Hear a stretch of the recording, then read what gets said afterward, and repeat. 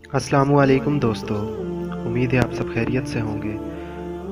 Video की जानिब बढ़ने से पहले अगर आपने हमारे यूट्यूब चैनल को सब्सक्राइब नहीं किया तो काइंडली इसे सब्सक्राइब कीजिए, वीडियो को लाइक कीजिए और शेयर कीजिए। तो बढ़ते हैं आज की वीडियो की जानिब। सुल्तानुल हदीस किसे कहा जाता है?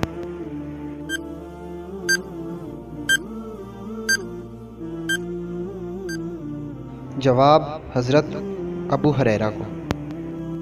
सबसे पहले सुभान अल्लाह किसने कहा था?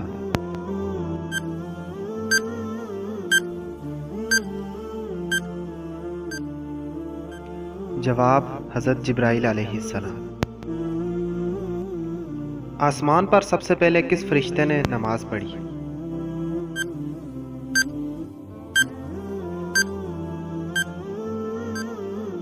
जवाब हज़रत जिब्राइल अलैहिस्सलाम। हज़रत खतीजा कहाँ मदफून है?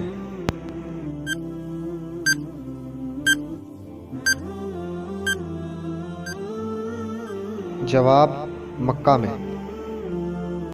तो दोस्तों, अगर आपको हमारी वीडियो अच्छी लगी हो तो वीडियो को लाइक करें, चैनल को सब्सक्राइब कीजिए और हमारी वीडियोस को शेयर कीजिए। Thanks for watching.